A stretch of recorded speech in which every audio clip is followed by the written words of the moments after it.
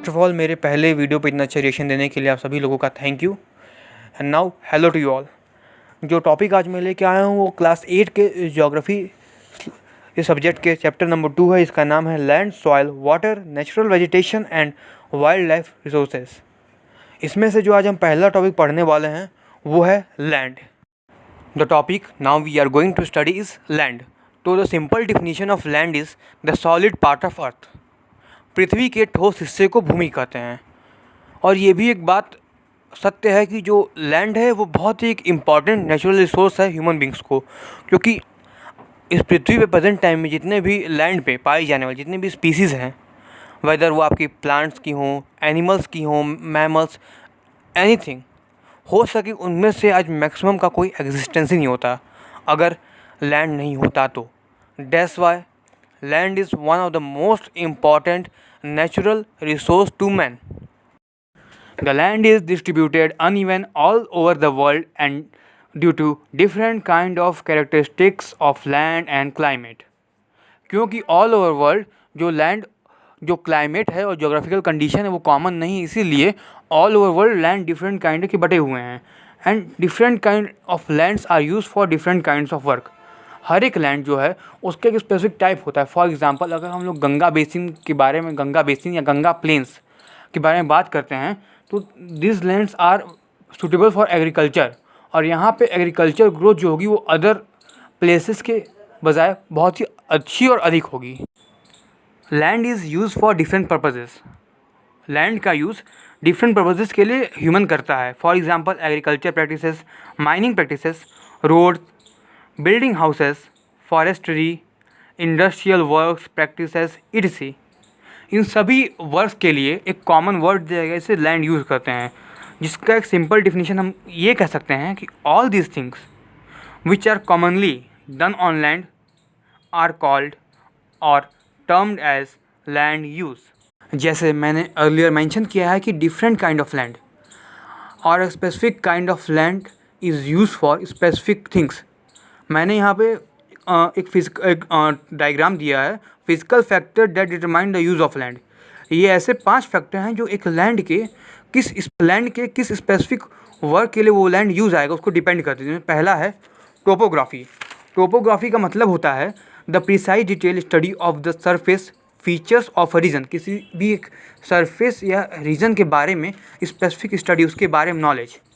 Soil, उस जगह का सॉइल कैसा है। क्लाइमेट, उस एरिया का क्लाइमेट कैसा है, क्या हमारे उस वर्क के लिए सूटेबल है। मिनरल्स, वहाँ किस तरह के मिनरल्स पाए जाते हैं। And availability of water. For example किसी व्यक्ति को अगर एक स्पेसिफिक लैंड में फार्मिंग काम करना है तो उसको उस लैंड के बारे में नॉलेज चाहिए कि हाँ वो लैंड कैसा है, फर्टाइल है, बैरन है और etc. सॉइल किस तरह का है, क्या सॉइल प्रोडक्टिव है, मीन्स क्या उसको प्रॉफिट होगा bye planting the crops. Climate, क्या क्लाइमेट उसके क्रॉप्स के लिए सूटेबल है, क्या उसको उस लैंड में उस सारे मिनरल्स मिल सकते हैं जो मिनरल के थ्रू वो अपनी फार्मिंग कर सकता है। और मेनली अवेलेबिलिटी ऑफ वाटर, क्या उसके रिसोर्सेज, उसके नीड्स के लिए उसको सफिशिएंट अमाउंट ऑफ वाटर मिलेगा। By specifying these all 5 factors a person can specify land. इन 5 फैक्टर्स को सेटिस्फाई करता है या इन 5 नीड्स को सेटिस्फाई करता है, वही अब हमारे पर्पस के लिए आइडियल लैंड होगा। बुक में एक वर्ड दिया हुआ है, classification of land on the basis of ownership. तो लैंड को ओनरशिप के बेसिस पे 2 टाइप्स में क्लासिफाई किया जाता है। पहला है प्राइवेट लैंड, वह भूमि या वह भूमि जिसे कोई एक प्राइवेट या फिर कोई एक सिंगल इंडिविजुअल व्यक्ति ओन करता है, उसे प्राइवेट लैंड कहते हैं। And second type of classification is community land. Community land उस लैंड को कहते हैं जो एक कम्युनिटी द्वारा ओन किया जाता है। ऐसे लैंड्स को हम लोग कम्युनिटी लैंड कहते हैं। लोगों ने पहले भी चैप्टर में पढ़ा था, इसमें कॉमन वर्ड है कंजर्वेशन। तो अब हम लोग पढ़ने जा रहे हैं कंजर्वेशन ऑफ लैंड रिसोर्सेज। तो सबसे पहले हम लोग के मन में क्वेश्चन आता है कि why there is need to conserve the land resources. हमें लैंड या लैंड रिसोर्सेज को कंजर्व करने क्या ज़रूरत है, क्या नीड आखिर क्या है। तो इसका एक सिंपल आंसर है कि जिस तरह पॉपुलेशन बढ़ रही है जिस तरह आज डेट में पॉपुलेशन बढ़ रही है उसके साथ में डिमांड ऑफ सब्सटेंसेस बढ़ रहा है, लोगों का डिमांड बढ़ रहा है फॉर पर्टिकुलर थिंग, उसके कारण जो हमारा लैंड हुआ, हमारा फॉरेस्ट हुआ, तो वो मिनरल्स खो रहा है, वो अपने अंदर की जो न्यूट्रिशंस है उसको खो रहा है। इसीलिए हमें अपनी natural resources like land resource को बचाना है। इसके कई सारे मेथड हैं लाइक एफॉरेस्टेशन, अधिक से अधिक पेड़ उगाएं, यूज़ ऑफ नेचुरल फर्टिलाइजर, जिस तरह एग्रीकल्चर वर्क में लोग केमिकल फर्टिलाइजर का यूज़ कर रहे हैं, जो आने वाले समय में फॉर आफ्टर सम टाइम जो उस लैंड का जो फर्टिलाइजर जो नेचुरल न्यूट्रिशन उसको पूरा लैंड लूज़ कर देता है। इसीलिए हम लोगों को अधिक से अधिक मात्रा में नेचुरल फर्टिलाइजर्स का यूज़ करना चाहिए, सो डैट जो लैंड हो वो उसके अंदर का न्यूट्रिशन हमेशा बना रहे। अब हम इस चैप्टर का एक इम्पॉर्टेंट टॉपिक पढ़ने जा रहे हैं जो है सॉइल। तो सॉइल को सिंपली जो हमारे अर्थ के ऊपर जो ग्रेनी यानी दानेदार जो थिन लेयर होती है उसे सॉइल कहते हैं। और सॉइल का एक सिंपल डेफिनेशन ये है कि the thin layer of grainy substance covering the surface of earth is known as soil. और सॉइल के बारे में एक बहुत ही महत्वपूर्ण बात, एक बहुत ही इम्पॉर्टेंट बात हम लोग को जाननी चाहिए कि लैंड फॉर्म जो होते हैं, किस टाइप का ये लैंड होगा, उसको डिटरमाइन करने में सबसे बड़ी भूमिका सॉइल की होती है। तो इस सॉइल की जो फॉर्मेशन होती है, तो सॉइल फॉर्म होता है आपका ऑर्गेनिक मैटर, मिनरल्स और वेदर रॉक्स से मिल के by the process of weathering के थ्रू सॉइल का फॉर्मेशन होता है। हम लोग ये भी जान लें कि जो ऑर्गेनिक मैटर, मिनरल्स और वेदर रॉक, इन सब के एक राइट अमाउंट की मिक्सिंग से ही सॉइल फर्टाइल होता है एंड अनबैलेंस मिक्सिंग से वो सॉइल बैरन हो जाता है।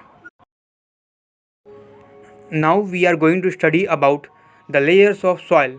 जो सॉइल का सबसे टॉप लेयर होता है उसे ह्यूमस कहते हैं, और उसमें और वेजिटेशन जो उसका सेकेंड लेयर होता है वो सब सॉइल, जिसमें सैंड, सिल्ट और क्ले होता है। थर्ड लेयर जो होता है उसमें वेदर रॉक मटेरियल होते हैं, और जो उसका फोर्थ और लास्ट लेयर होता है वो होता है पेरेंट रॉक, जिस रॉक से उस सॉइल को उसका कलर मिला, टेक्सचर मिला, प्रॉपर्टीज इट उसको मिली। तो इस तरह सॉइल का एक टेक्सचर होता है। Now let talk about the factors which are responsible for soil formations. तो there are 5 factors which are responsible for the soil formation. इसमें पहला है पेरेंट रॉक। जैसे मैंने पहले अर्ली मेंशन किया है कि जो पेरेंट रॉक होता है वो सॉइल को उसका कलर, टेक्सचर, केमिकल प्रॉपर्टी इसी प्रोवाइड करता है। क्लाइमेट में आपका क्लाइमेट जो होता है वो basically for example temperature and rainfall, वो उसकी वेदरिंग और ह्यूमस फॉर्मेशन को इन्फ्लुएंस करता है। रिलीफ जो होता है वो सॉइल का एक्यूमुलेशन डिफाइन करता है या डिटरमाइन करता है। फ्लोरा, फोना और जो माइक्रो ऑर्गेनिज्म होते हैं वो आपके ह्यूमस के रेट ऑफ फॉर्मेशन को बढ़ाते हैं और सॉइल को इनरिच करते हैं। And please subscribe our channel Magna Platina.